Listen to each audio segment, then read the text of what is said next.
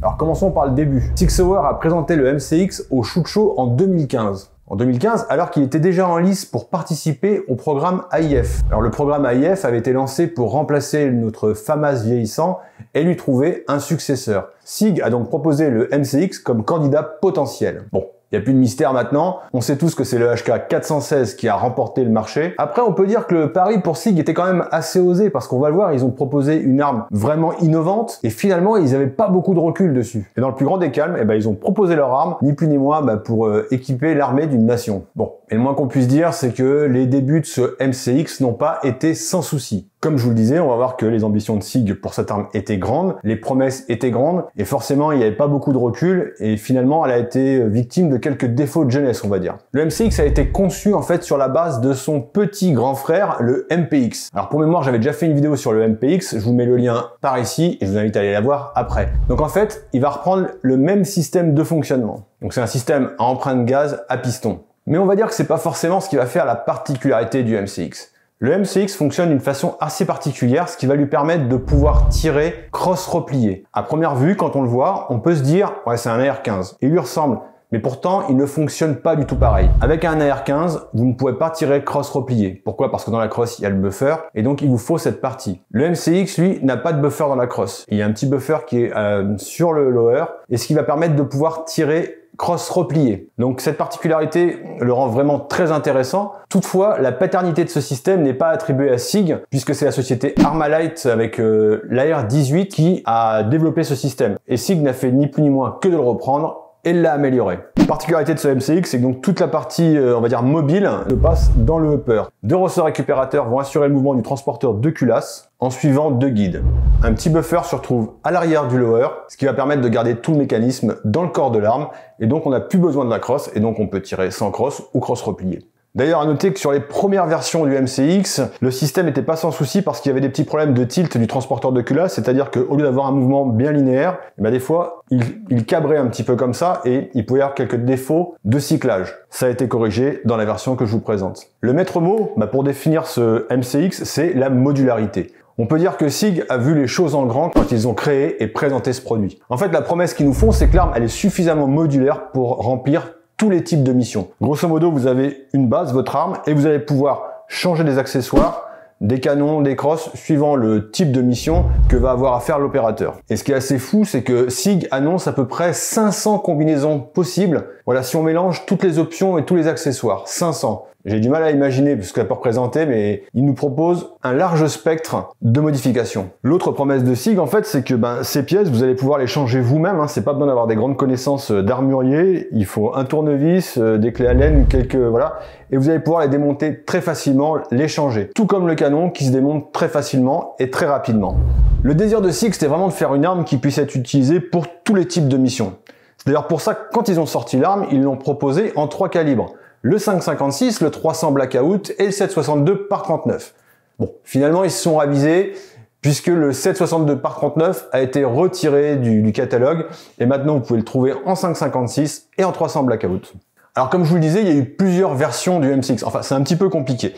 Il y a eu le premier MCX qui a eu quelques déboires, on va les voir ensemble, et il y a maintenant, on va dire, l'évolution, le MCX Virtus que je vous présente aujourd'hui. Alors on peut parler de génération 1 et génération 2, quoique, on va dire, dans la première phase du MCX, il y a eu plusieurs versions aussi. Donc voilà, retenez plutôt le MCX et le Virtus que je vous présente là. Alors sur le premier MCX, quels sont les petits défauts de jeunesse qu'on avait pu constater dessus? Un levier d'armement un peu trop court, des blocages de la goupille du gaz bloc, les fixations des sangles qui sont sur le garde-main étaient en plastique, donc quand ces fixations cassaient, en moralité, il fallait changer tout le garde-main, et ce qui devenait vite très cher. Dans la première version aussi, le support du ressort récupérateur, il était en plastique, donc sujet à des casses, mais ça c'était avant. SIG croit en son projet et n'a eu de cesse de l'améliorer pour qu'on arrive au modèle qu'on a aujourd'hui, le MCX Virtus, qui a gommé tous ses défauts. Avec le modèle Virtus, SIG nous propose une arme aboutie. Le modèle que je vous présente, il est chambré en 5,56, il a un canon martelé à froid avec un pas de rayure de 1/7. On va commencer par le garde-main. Certes, il est un petit peu imposant, mais ce qu'il faut savoir, c'est que sur la première version du SIG, le canon était quand même relativement fin et ça avait entraîné des problèmes de précision quand il surchauffait.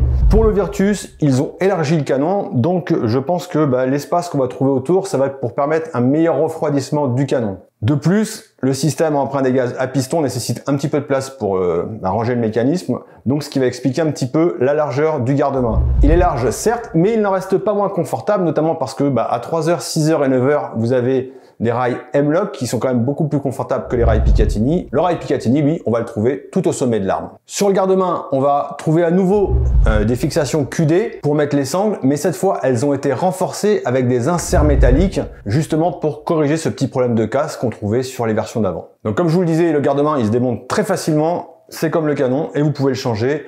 Le bouton pour changer le chargeur, on peut voir qu'il est ambidextre et qu'il est assez large. On va facilement pouvoir l'atteindre et le manipuler. Grosse amélioration aussi sur ce Virtus, c'est le travail qui a été fait sur le départ. Il est équipé d'une détente match qui fait des merveilles. Donc cette détente, si vous la couplez à un système à empreinte gaz à piston relativement bien équilibré qui fait que l'arme reste en ligne, vous allez pouvoir enchaîner les tirs et ça devient un vrai plaisir. L'arme a une belle ergonomie et elle est vraiment bien équilibrée. Et finalement, elle pèse 3,4 kg, mais on va pas sentir le poids. On voit que la crosse, elle est quand même assez fine. Et au début, je me posais la question, avec beaucoup de poids à l'avant, peu sur la crosse, est-ce que ça allait pas créer un déséquilibre? Et en fait, non, on l'a bien en main, on le tient bien. Et au tir, c'est vraiment, ça part, ça enchaîne et c'est top.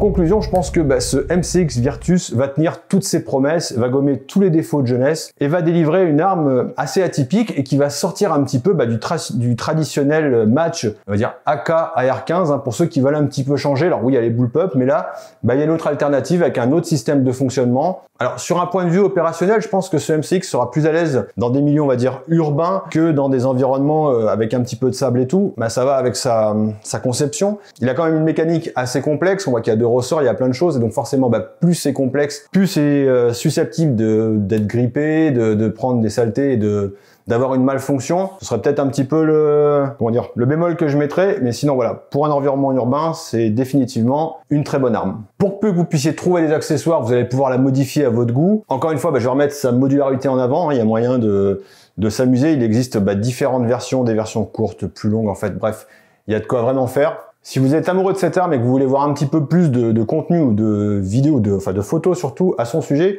je vous mets le lien d'un compte Instagram que vous pouvez suivre. C'est Mozza Tactical, je vous le mets ici, n'hésitez pas à aller voir son compte. Je le remercie d'ailleurs parce que c'est lui qui m'a mis à disposition ce MCX pour ce test.